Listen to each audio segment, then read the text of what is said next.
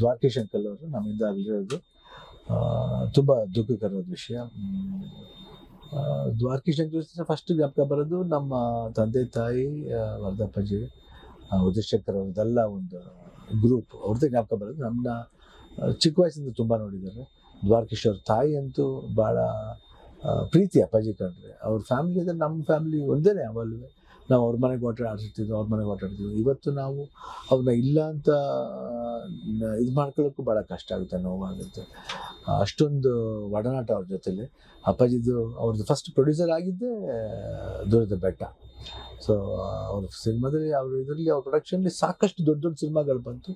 One of the top picture ಅಂದರೆ top producer ಅಂದರೆ ಎಲ್ಲ ಪಿಕ್ಚರು ಅವ್ರು ಸೆಲ್ಫ್ಗೋಸ್ಕರ ಮಾಡ್ಕೊಳ್ಳ, ಒಂದು ಇಂಡಸ್ಟ್ರಿಗೋಸ್ಕರ ಬೆಳಿಬೇಕನ್ನೋದಕ್ಕೋಸ್ಕರ ಏನೇ ಸಂಪಾದನೆ ಮಾಡಿದ್ರು ಅದನ್ನು ಬರೀ ಇಂಡಸ್ಟ್ರಿಗೆ ಆಗ್ತವ್ರು. ನಾನು ಒಂದು ಸಿನಿಮಾ ಮಾಡಿದ್ದೆ, ಆಯುಷ್ಮಾನ್ ಭವ ಅಂತ. ಸೊ ಅದೊಂದು ಒಳ್ಳೆ ನೆನಪು ಅವ್ರ ಜೊತೆಲಿ. ಯಾವಾಗ ಫ್ಯಾಮಿಲಿ ಮಕ್ಕಳ ಜೊತೆ ತುಂಬ ಕ್ಲೋಸ್ ಫ್ರೆಂಡ್ಸ್ ನಮ್ಗೆ. ಎಲ್ಲರೂ ಸುಖಿ ಆಗಿರ್ಬೋದು, ಯೋಗಿ ಆಗಿರ್ಬೋದು, ಎಲ್ಲರೂ ಭಾಳ ಕ್ಲೋಸ್ ಫ್ರೆಂಡ್ಸ್ ನಮಗೆ. ಅವ್ರ ಮಕ್ಕಳು ಎಲ್ಲರ ಜೊತೆಲಿವೆ. ಅವರ ಇಡೀ ಫ್ಯಾಮ್ಲಿಗೆ ಲಾಸ್ನ ಇದು ಮಾಡ್ಕೊಳ್ಳೋಕ್ಕೆ ಶಕ್ತಿ ಕೊಡಲಿ ಆ ದೇವರು ಅಂತ ಕೇಳ್ಕೊತೀನಿ.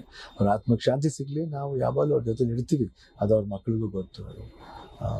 ಅವ್ರ ಫ್ಯಾಮ್ಲಿಗೆ ಸ್ಟ್ರೆಂತ್ ಕೊಡಲಿ ದೇವರು ಅಂತ ಹೇಳ್ಬಿಟ್ಟು ಕೇಳ್ಕೊತೀನಿ. ಬಟ್ ನನಗಂತೂ ಅವರು ಇಲ್ಲ ಅಂತ ನಾವೆಲ್ಲ ಅನ್ಕೊಳ್ಳೋದನ್ನು ಯಾವತ್ತೂ ಯಾರಾದರೂ ಸರಿ ಅವ್ರು ನಮ್ಮ ಜೊತೆಲೇ ಇರ್ತಾರೆ ಅಂತ ಅನ್ಕೋತೀನಿ. ಯಾವಾಗಲೂ ಎಲ್ಲೋ ಹೋಗಿದ್ದಾರೆ ಬರ್ತಾರೆ ಅಂತ ನಾವು ಒಂದು ಇದರಲ್ಲಿ ನಾವು ಅವ್ರನ್ನ ಇಲ್ಲ ಅಂತ ಅನ್ಕೋಬಾರ್ದು, ಇದ್ದೇರೆ ಅಂತ ಅನ್ಕೋಬೇಕು. ಆದರೂ ವಿ ಮಿಸ್ ಯು ಅಂಕಲ್.